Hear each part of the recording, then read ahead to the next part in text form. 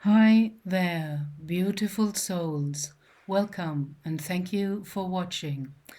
I'm Gabrielle, retired medium in Germany, and I like to share some of my otherworldly experiences and insights. So this is about emerging from the depth, my journey through narcissistic abuse. In this video, I share my personal story of narcissistic abuse and my journey to healing. And forgive me if my eyes are not always on you, because I have to have a look at my notes to not get lost in my personal story and what I want to share with you today, right here and now. So the image of the thumbnail you saw, the image of the mermaid underwater, symbolizes my sense of confinement and the eventual emergence into a free, self-determined life. I painted it in Brazil after I encountered a mermaid in my sacred heart and soul space. And this video my guides nudged me to make, but I did not feel ready, so I avoided it, procrastinated, postponed it. And my guides kept coming back, nudging me again and again and again, not with pressure or blaming me for avoiding.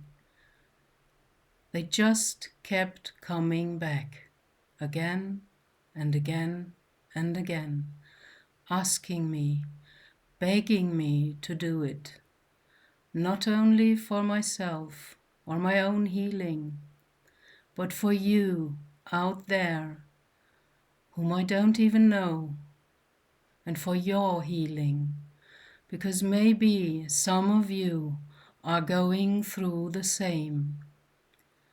So always softly and lovingly, my guides came back always again. And the day before yesterday was the day of my own Easter miracle of resurrection from the depth of narcissistic abuse and its heavy aftermath. So here I am now, after crying a lot yesterday, the day before yesterday as well,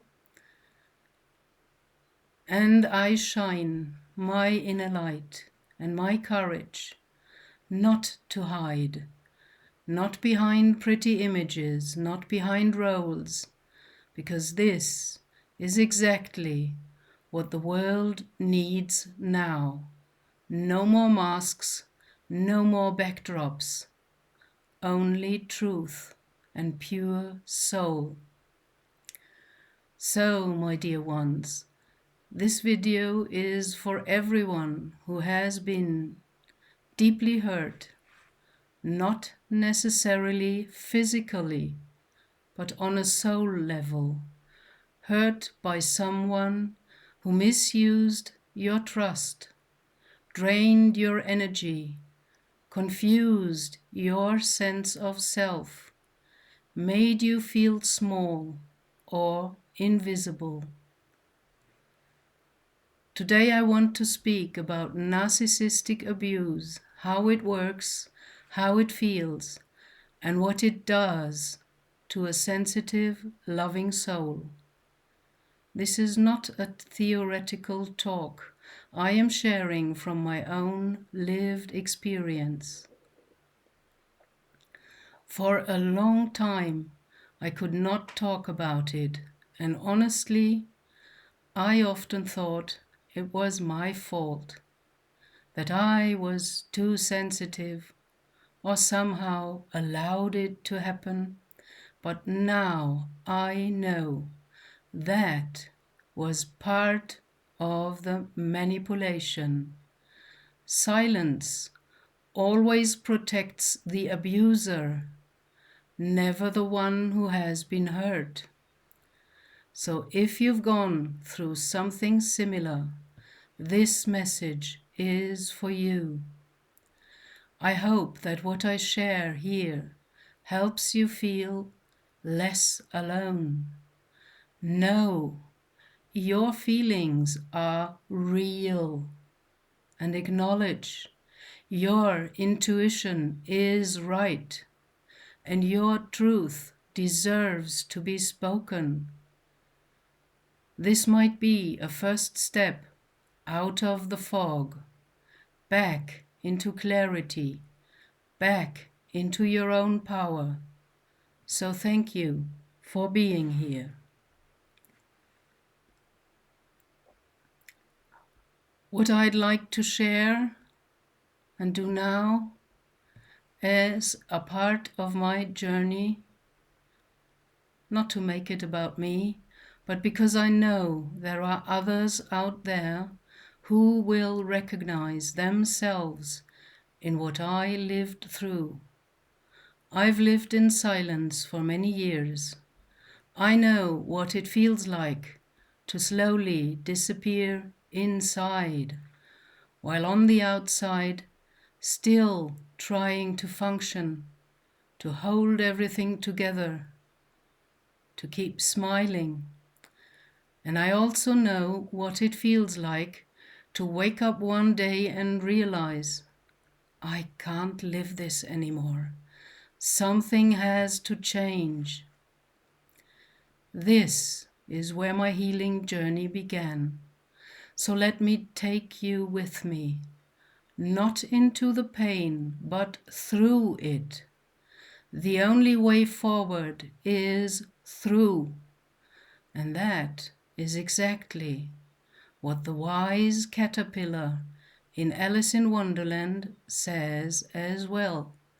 The only way forward is through. And you know what becomes out of a caterpillar? A wonderful butterfly. You have no idea how much wisdom, truth, and spiritual knowledge is hidden in the book Alice in Wonderland. So maybe something in my story will resonate with yours. What narcissistic abuse feels like, in simple, clear words. Narcissistic abuse is often invisible from the outside. It doesn't always look like abuse. In fact, it can begin with charm, admiration, even love bombing.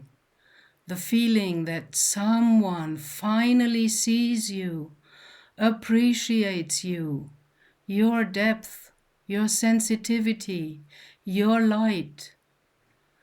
But over time, it starts to twist. What once felt like love turns into control.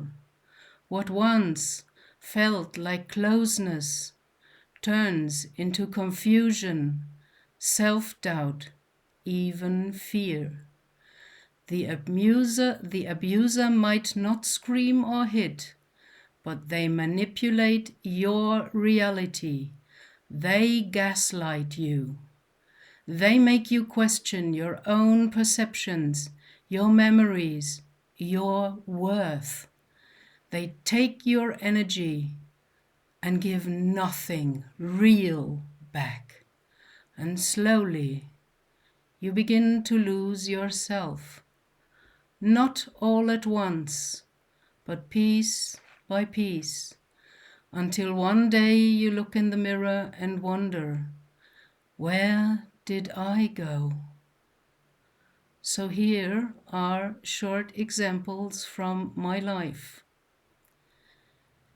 I was not really seen as the fifth child of a heavily traumatized father from war, who lined me and my siblings up like little soldiers inspecting our homework from school, and anything wrong, incomplete, even stuttering, was immediately punished by harsh words, sometimes even hitting.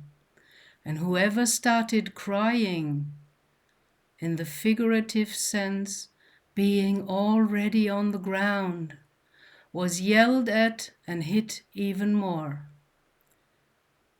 My father didn't know better. I do not blame him.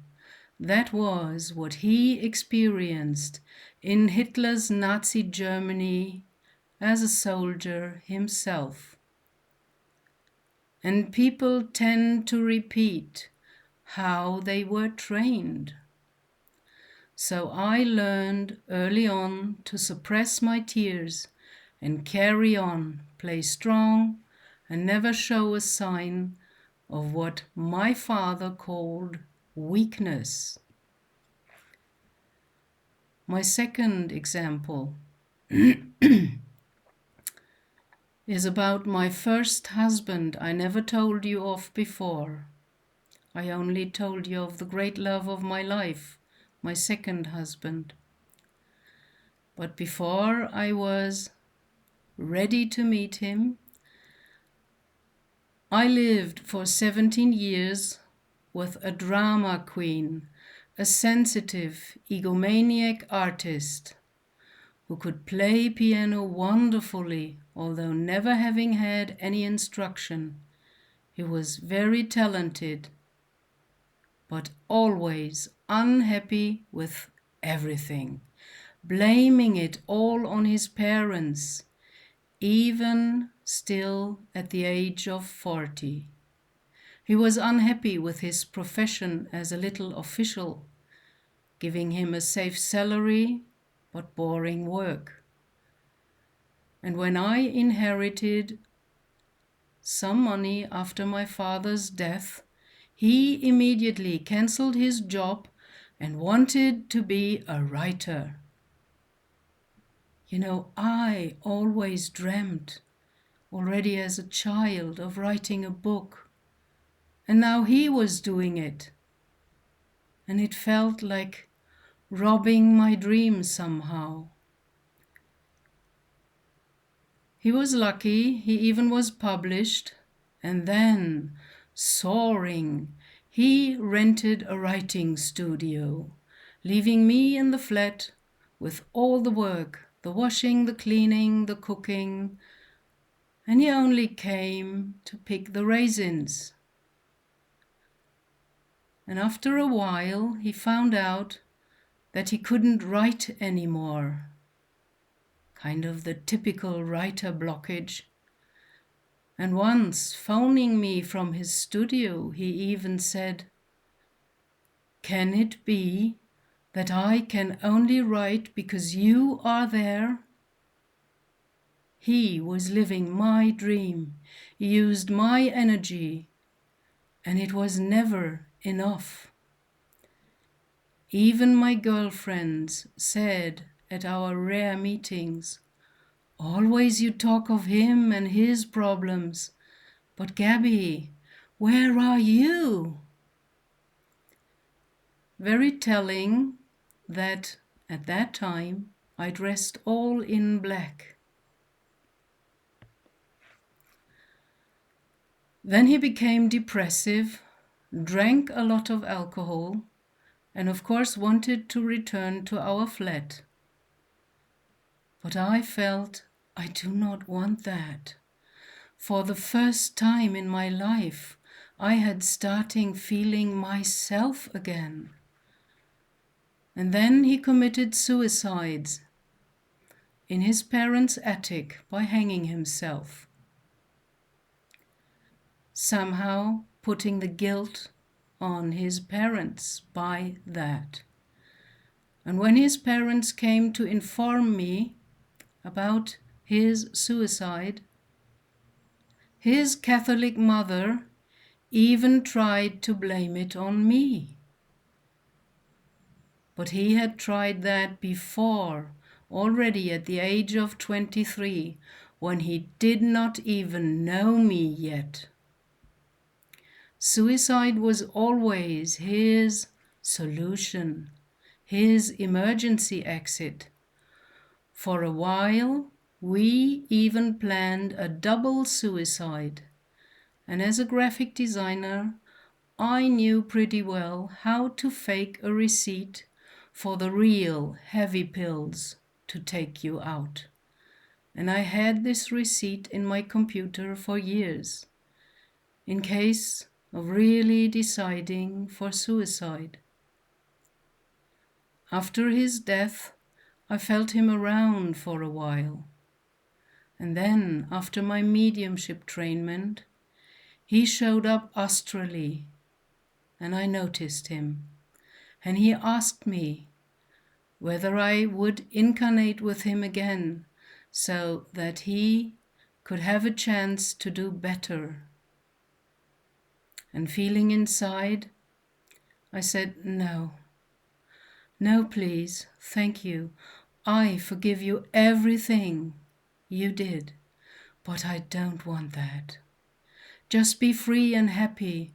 Forgive yourself and go in peace. Later, I even found out that he tried to betray me with my heritage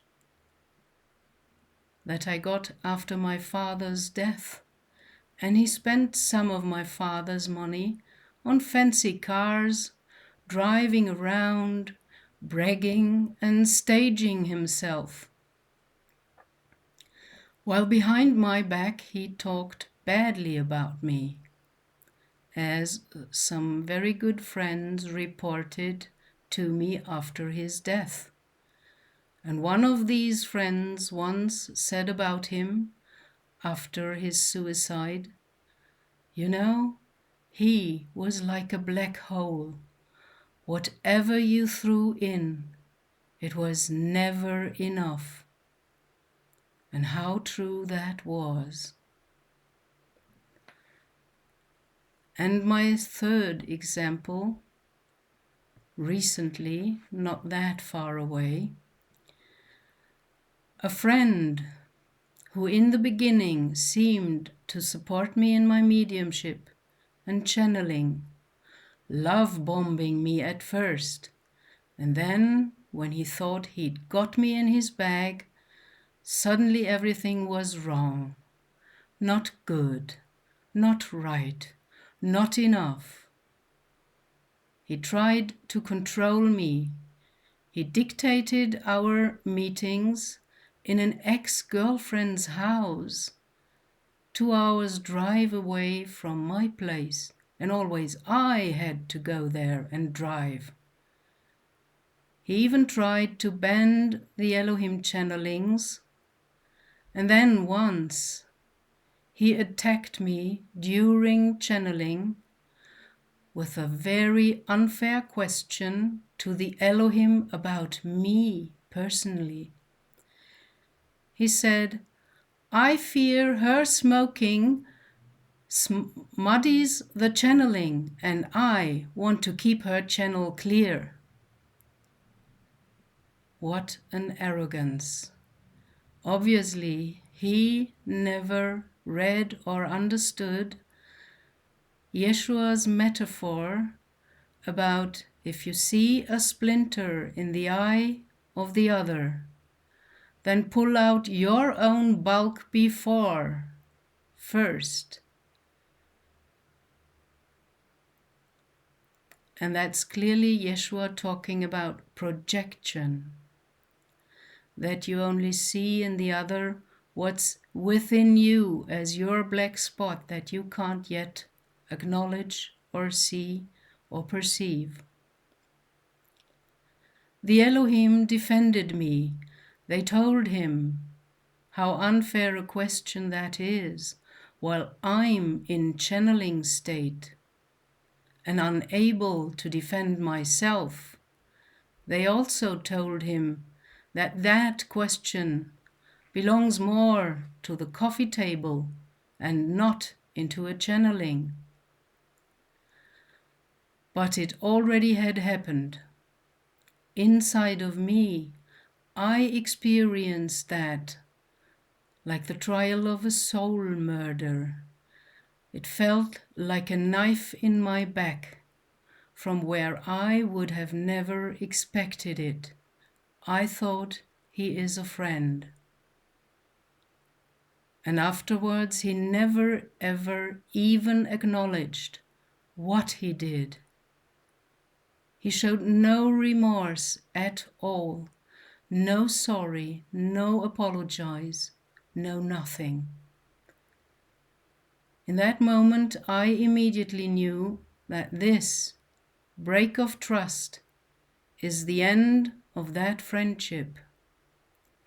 And I told him, tried to talk to him afterwards, what and how I experienced this attack. He tried to talk himself out of it, and by that even let slip that he thought over that question already days before the channeling. So he even planned it. And after I left, he even tried to invite me again as if nothing had happened. He even sent me a Christmas package, which I returned directly, and for the first time I read his address, the name of the street he lived in, consciously. Cemetery Road. What a clear sign. And all the other red flags I got before from my guides, I did not want to see. I was longing for friendship so much, never really having had it. Because I was already bullied at school as the weirdo, because the other kids felt that I am different. So that was some of my personal experience. I lived through this kind of relationship or relationships for many years. With my first husband, in the beginning, I thought I could help him, save him, that if I just loved enough, gave enough, held on long enough, something would change. But it never did. Everything revolved always around him. His pain, his moods, his needs. I lost myself completely, stopped dreaming, stopped creating, stopped being me. Even when I was falling apart, I kept telling myself I had to be strong. There was no one I could lean on. I even thought, when I fall, everything will fall apart. I thought that I just had to survive, even if it meant dying inside. I didn't realize until much later that what I was living was emotional and energetic abuse, and it almost cost me my life. But somewhere deep inside, something sacred within me never gave up. A little spark stayed alive, and that spark led me home. So that was how healing began. And what helped me was, first step, understanding, recognizing and naming what had happened. No longer excusing the other and not blaming him because they were needy, greedy, traumatized, whatever. They couldn't do better. So acknowledging is the first step. And then you have to be very, very gentle, loving and kind with yourself. Stop judging yourself that you were so stupid to fall for that person, so stupid to not listen to the red flags you got via your intuition or from your guides. So healing didn't happen overnight. I had to rebuild myself from the inside. I had to learn to trust my own feelings again. And I had to learn to cry after years of holding it all in. To stop blaming myself for someone else's cruelty. And maybe most of all, to realize that my sensitivity never was a weakness. Actually, it is my strength.